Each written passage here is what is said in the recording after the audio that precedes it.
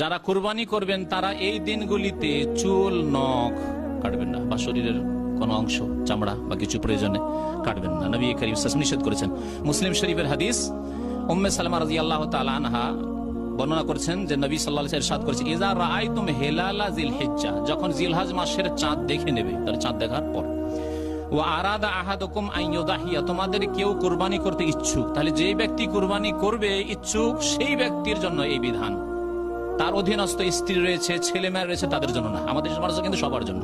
বাড়িতে কুরবানি হচ্ছে, নখ চুল কাটবে না, কেউ কাটবে না, ছেলে মেয়েও কাটবে না, এটি শরীয়তি বিধান না। শরীয়তি বিধান হচ্ছে যে ব্যক্তি কোরবানি করতে, উজহিয়া করতে ইচ্ছুক, তাহলে হাজী সাহেবরা ইহরাম বাঁধার জন্য করবেন। হজে যাচ্ছেন একজন, 5 তারিখে 6 তারিখে এখান থেকে বের হচ্ছেন, তার আগে আপনি পরিষ্কার পরিচ্ছন্ন হবেন, নখ কাটবেন, চুল কাটবেন, যা কাটবেন কাটবেন, অপরিজনের চুল রয়েছে ইত্যাদি এসব পরিষ্কার করবেন। তো কোরবানি যারা করবে তারা ফালইউমসিক আন শারিহি ওয়া আজফারিহি, দুটি কথা বলেছেন, সেই ব্যক্তি যেন চুল না কাটে আর নখ না কাটে। অন্য হাদিসে রয়েছে অন্য ভাষা, ফালা ইয়াখুয মিন শারিহি ওয়ালা মিন আজফারিহি হাত্তা ইউদাহিয়া, কুরবানি করা পর্যন্ত যেন নখ অথবা চুল থেকে কিছুই না নেই, মানে কিছু না কাটে।